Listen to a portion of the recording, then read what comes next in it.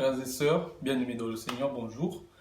Vous qui me suivez maintenant, peu importe là où vous êtes, là où vous vous trouvez, je vous salue tous au nom du Seigneur. J'espère que vous avez passé un bon dimanche. Moi, j'ai passé un très bon culte ce matin et j'espère que c'est le cas pour vous. Je bénis d'abord le Seigneur pour la vie de mon pasteur parce qu'aujourd'hui, il nous a prêché une parole vraiment, une parole merveilleuse. Il nous a dit dans Matthieu 8, verset 8, si je peux lire dans ma Bible, il est dit, Matthieu 8, au verset 8, il est dit, le centenier répondit, Seigneur, je ne suis pas digne que tu entres sous mon toit, mais dis seulement un seul mot et mon serviteur sera guéri. Pour vous qui n'avez pas l'occasion, l'opportunité de nous suivre, je vous invite tous à nous suivre sur notre page Facebook, Église Miel. Vous allez voir, il y a la prédication de ce matin, vous pourriez suivre, vous pouvez partager. C'est une prédication très enrichissante, prêchée par l'apôtre Séba. Je vous invite tous à partager au maximum cette vidéo. Au fait, aujourd'hui, j'aimerais partager avec vous un verset que j'ai lu dans la Bible hier soir et qui m'a vraiment impressionné, un verset qui m'a vraiment marqué. C'est dans Romains 8, verset 5. Si je peux lire Romains 8, verset 5, la Bible dit, excusez-moi pour ma Bible, là, ne vous moquez pas. La Bible nous dit, ceux en effet qui vivent selon la chair s'affectionnent aux choses de la chair, tandis que ceux qui vivent selon l'esprit s'affectionnent aux choses de l'esprit. Bien-aimés frères et sœurs, je suis jeune comme vous. Je suis, certains parmi vous sont plus âgés que moi, d'autres moins âgés, d'autres on peut avoir le même âge, mais nous restons tous jeunes, peu importe vos âges. Au fait, j'aimerais juste vous dire que nous sommes jeunes, mais ne laissons pas notre jeunesse gâcher tout ce que Dieu a prévu pour nous. Nous sommes jeunes, mais nous ne devons pas vivre selon la chair. La Bible nous dit encore dans Romains 8, verset 8, « Or, ceux qui vivent selon la chair, ceux qui vivent selon le désir de leur chair, ne sauront plaire à Dieu. » Tu ne peux pas plaire à Dieu, frères et sœurs, si tu vis selon ta chair. Tu n'es pas redevable à la chair. Dieu, celui qui a ressuscité Lazare, celui qui a envoyé son Fils unique, Jésus-Christ, afin que quiconque croira en lui ne périsse point, mais ait la vie éternelle.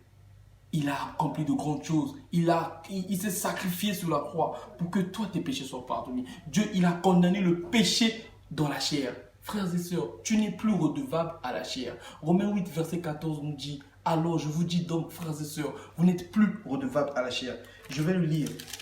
Romains 8, verset 12, excusez-moi, il est dit, « Ainsi donc, frères, nous ne sommes point redevables à la chair pour vivre selon la chair. Vous mourrez. Si vous vivez selon la chair, vous mourrez. Mais si par l'esprit vous faites mourir les actions de votre corps, vous vivrez. Car tous ceux qui sont conduits par l'esprit de Dieu sont fils de Dieu. Il l'a dit, le Seigneur nous dit, la Bible nous dit, or, tous ceux qui l'ont accepté, il leur a donné le pouvoir de devenir enfants de Dieu. Quand tu acceptes Christ, tu es fils de Dieu. Et quand tu es fils de Dieu, tu es héritier et co-héritier de Jésus-Christ. Tu acceptes d'abandonner ta propre volonté pour vivre la volonté de l'Éternel. Tu acceptes de sacrifier ta chair, de traiter durement ta chair pour vivre selon l'Esprit de Dieu. L'Esprit de Dieu doit t'affranchir, l'Esprit de Dieu doit marcher en toi. L'Esprit de Dieu doit prendre la première place dans ton cœur, dans ta vie. Ne laisse plus les désirs de la chair détruire ce que Dieu a prévu pour toi. Ne laisse plus les désirs de la chair détruire tout ce dont pourquoi l'Éternel t'a appelé. La Bible nous dit ce n'est pas nous qui l'avons choisi, mais c'est lui qui nous a choisi pour faire avec joie son œuvre. Frère, sœur, toi qui m'écoutes, bien-aimé dans le Seigneur, c'est Dieu qui t'a choisi. Ce n'est pas toi qui as choisi le Seigneur, mais c'est Dieu qui t'a choisi. Alors il t'a choisi pour que tu marches selon lui, pour que tu fasses avec joie son œuvre. Alors tu n'es pas redevable à ta chair. Tu dois traiter durement ton corps, mon frère, ma sœur.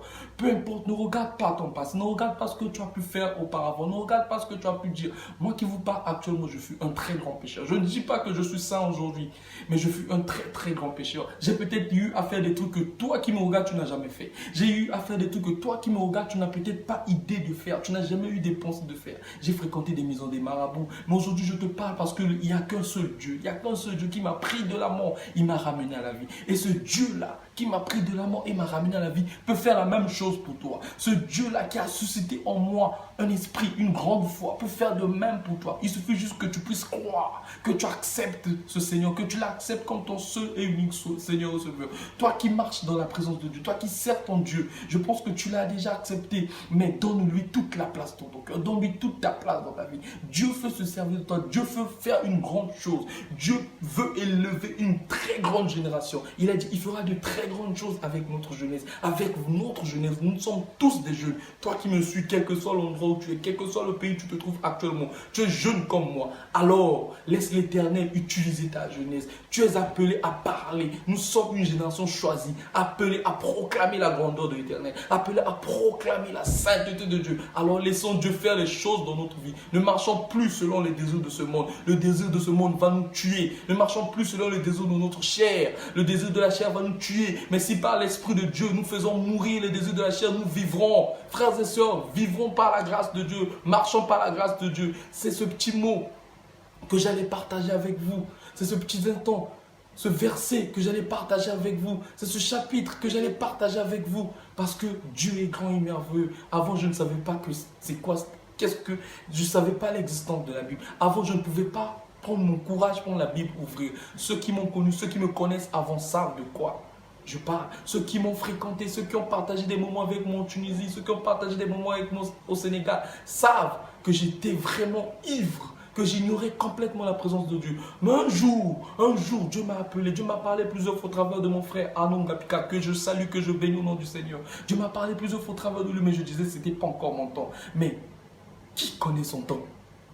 Qui connaît son temps? Qui sait le jour où l'Éternel reviendra? Et s'il revenait aujourd'hui?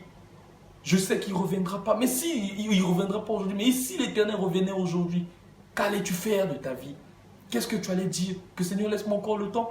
Nul ne connaît le temps. Nul ne connaît le jour, ni le moment, ni l'endroit où la mort nous surprendra. Alors marchons dans la sainteté. Marchons dans la crainte du Seigneur.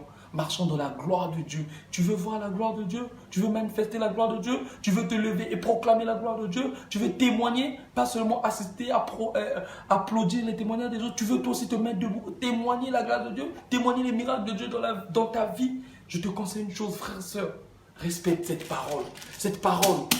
Il nous dit dans Josué 1, verset 8, que ce livre de la loi ne se loigne point de ta bouche. Médite-le jour et nuit, afin que tu agisses avec fidélité, selon ce qui est écrit. C'est alors que tu réussiras, c'est alors que tu auras du succès dans tes entreprises, dans tout ce que tu entreprendras. Frère, marche selon la parole de Dieu, et la parole de Dieu t'affranchira.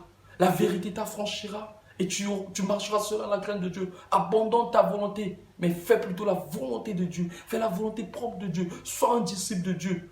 Que le Seigneur, le Dieu que je prie, le Dieu que je sers, le Dieu en qui j'ai cru, en qui je crois, le Dieu en qui vous croyez, le Dieu qui vous a appelé, le Dieu qui nous a appelés tous, nous tous, qui a choisi notre génération pour élever son nom, pour proclamer sa grandeur, pour parler de lui partout, pour parler de lui dans notre entourage, pour parler de lui dans notre famille, pour parler de lui au travers, au milieu, dans nos milieux. Que ce Dieu-là vous bénisse, que ce Dieu-là vous fasse du bien, que ce Dieu-là vous remplisse de grâce.